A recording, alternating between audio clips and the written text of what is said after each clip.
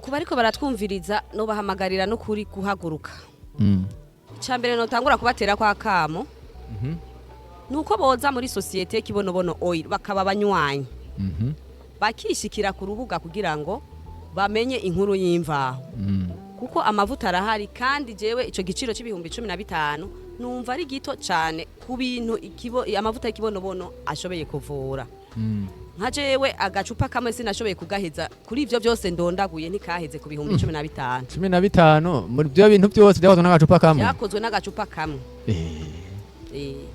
Abarundi rero twohurumbira n'ukuri ayo mavuta.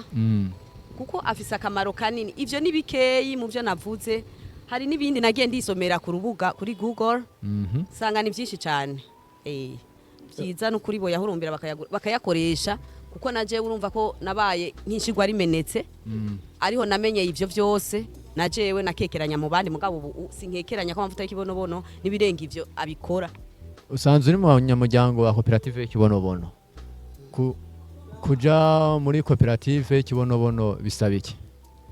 Kuja muri koperative y'ikibonobono bisaba gutahura ubwa mbere umugambi bakwigishije w'ikibonobono.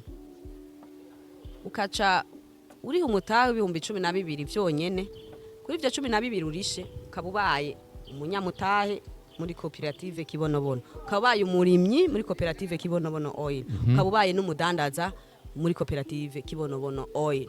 Ivyo bintu byo vyiza byose biragutaha.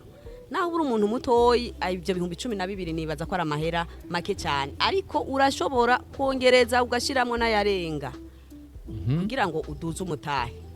Gutyo uburimyi bw'ikibonobono ukagira uruhara rwo kubukora ufise aho bukorera, udafise aho bukorera naho nyene inyungira gutaha kuko umutahe wawe uzokuzanira inyungu.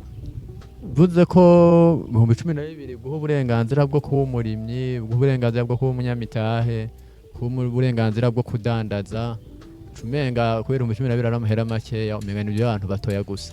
Abantu bafise uburyo bwegeye imbere wabarekuriwe kuza muri koperative yanyu bobo byogenda gute? Koperative kibonobono oil yakira abarundi boss. Umurundi wese ashoboye kuronka kuva ku bihumbi 12 kuduga 12 n'umutahe umwe. Ushobora gushiramwo imitahe ushaka naho ibimitahe 100 barayakira. Hanyuma uwo mutahe wawe wewe mutoyi wazanye n'uwo mutahe wuwo munini yazanye tuwushira hamwe tukaca tuja kurima ikibonobono gisangiwe n'abanyamuryango bose ba kibonobono oil.